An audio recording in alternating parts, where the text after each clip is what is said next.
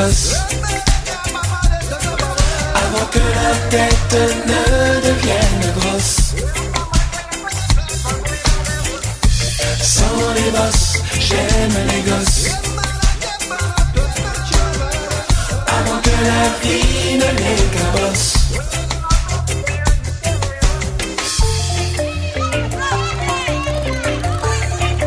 Et bonjour mes petits amis, vous êtes bien sur Radio CHU, dans votre émission La Récré en pyjama.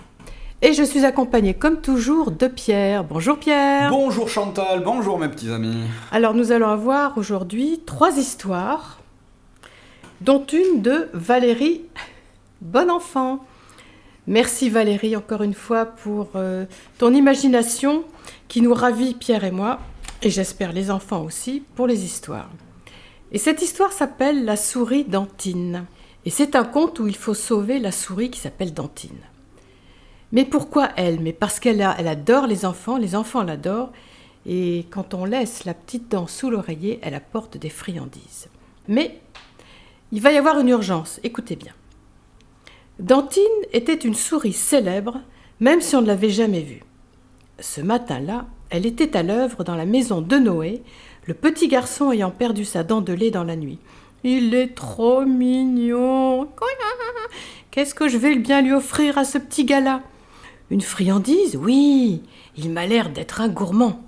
Dantine s'apprêtait à sortir un bonbon de son sac pour le glisser sous l'oreiller de l'enfant, quand soudain, elle sentit un filet s'abattre sur elle. Mince, j'ai été repérée.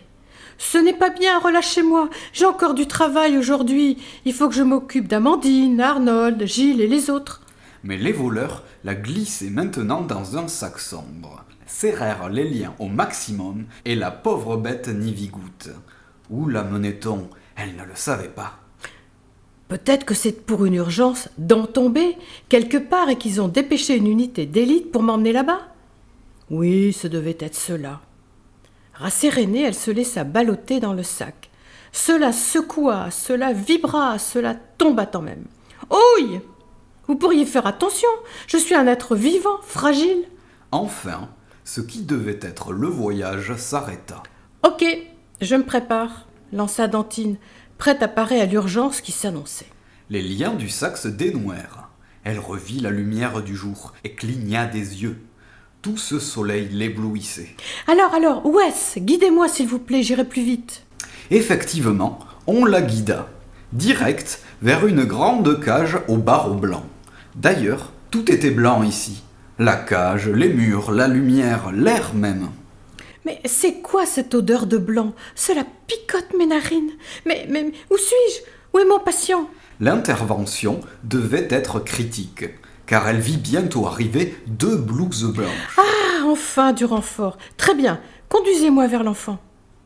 Elle vérifia qu'elle avait bien tout son matériel. Caramel mou, bonbons cassants, chamallows. Ouf, tout était là. Des mains en gants blancs la saisirent bientôt. Je vous suis, dit celle-ci en vraie professionnelle, la mine concentrée. On l'amena sur un tapis. Ça alors, une autre souris était là, blanche. Bonjour, serait-ce toi qui as un problème ? Demanda Dantine. Oui, répondit tristement celle-ci. Ne t'inquiète pas, je suis là. Habituellement, je ne m'occupe que des enfants, mais j'imagine que tu dois beaucoup souffrir, vu les moyens qu'on vient de déployer pour toi. La souris blanche hocha la tête et montra son arrière-train dans lequel était plantée une aiguille. Oh ma pauvre, de l'anesthésiant.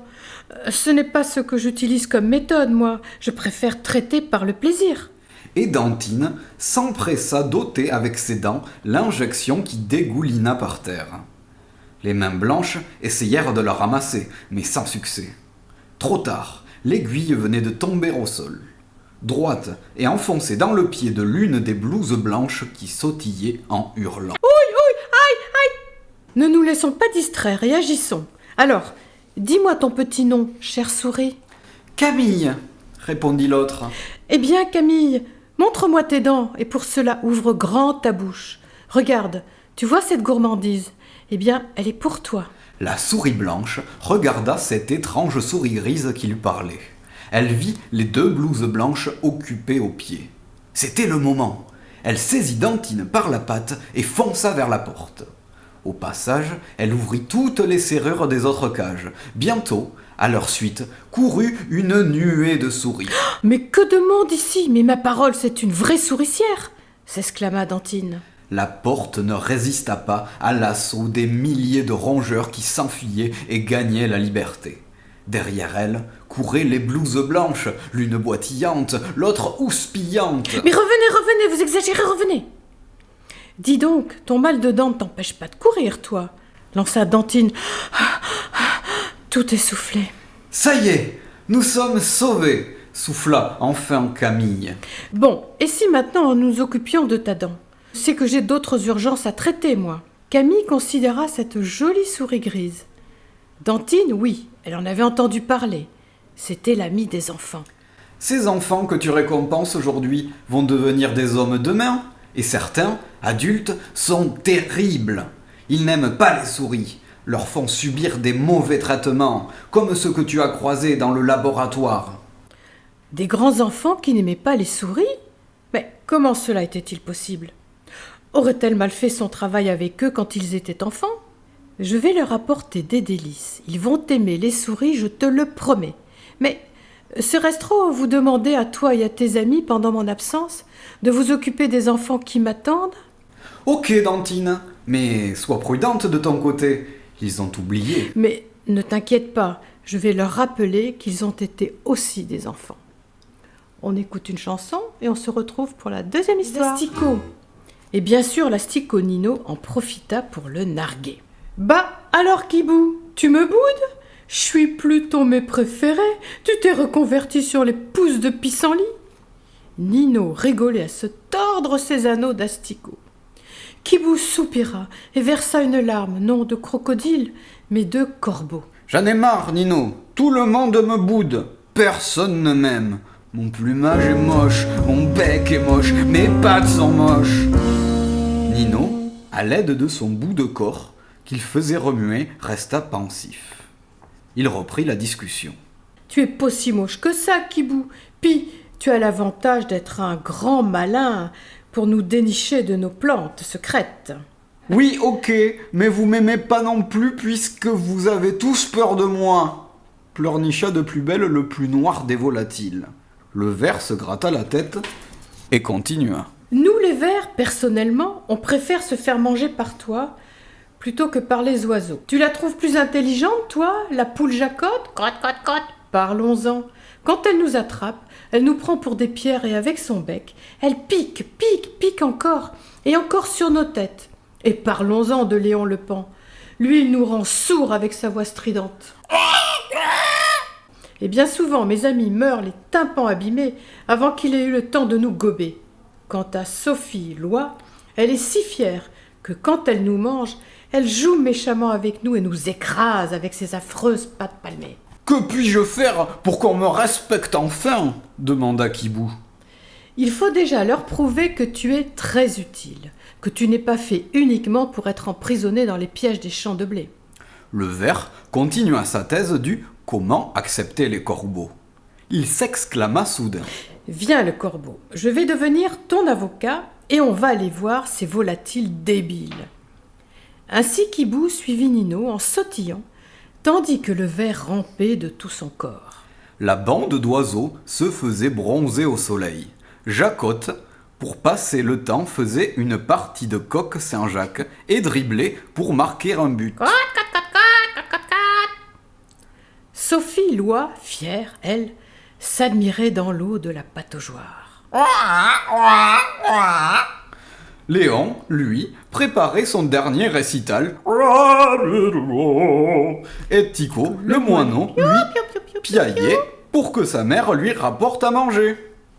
Le petit ver était bien décidé à plaider pour la réhabilitation de son client Kibou.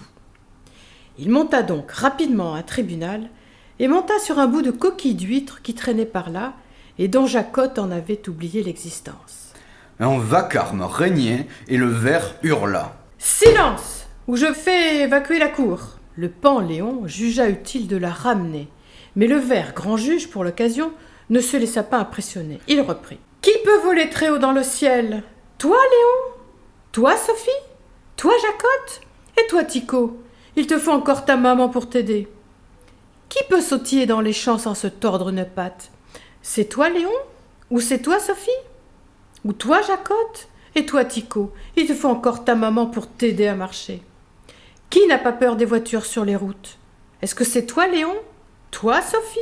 Toi, Jacotte? Et toi, Tico? Il te faut encore ta maman pour te protéger. Qui évite les chasseurs le dimanche? Vous? Planqués dans votre basse-cour? Qui sait se poser sur les fils électriques? Vous? Alors, ok. Kibou ne sait pas chanter. Kibou n'a pas un beau ramage. Kibou est toujours détesté. Que ce soit par vous ou les hommes qui traduisent leur méchanceté envers lui au travers de leurs fables. Mais Kibou est bien courageux. Kibou renifla. Et peu à peu, les oiseaux se rapprochèrent de lui. Jacotte s'arracha une plume en guise de cadeau.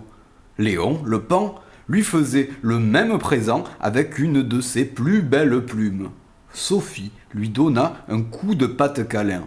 Et Tico se posa sur sa tête et lui donna un petit coup de bec affectueux.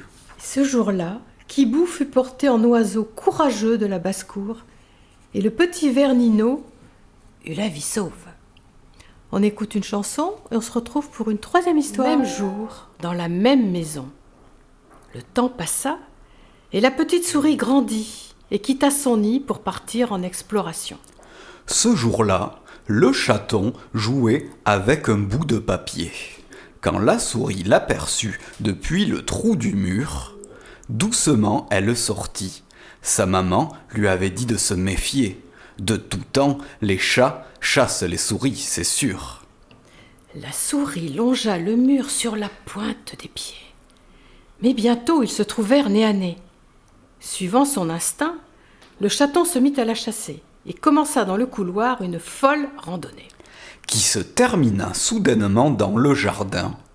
Quand le chaton rencontra le chien du voisin, tout le monde sait que les chats et les chiens ne sont, en général, pas de très bons copains. Le chaton se mit à trembler devant les crocs menaçants.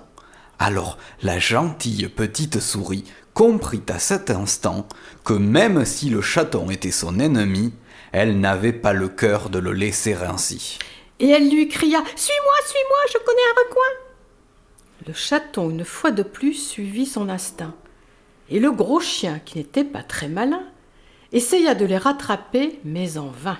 Car tous deux s'étaient faufilés dans un trou, trop petit pour le méchant gros toutou, qui repartit dans son jardin juste à côté, déçu de ne pas avoir pu attraper le chaton rusé. Et depuis ce fameux jour où elle lui sauva la vie, le chaton devint le meilleur ami de la souris. Ils ne se quittèrent plus et eurent chacun des petits, qui aujourd'hui, devinez quoi, jouent au chat et à la souris. Notre émission est terminée, j'espère que vous avez passé un bon moment. Je remercie Pierre. Au revoir Pierre. Au revoir Chantal, au revoir mes petits amis. Au revoir mes petits amis.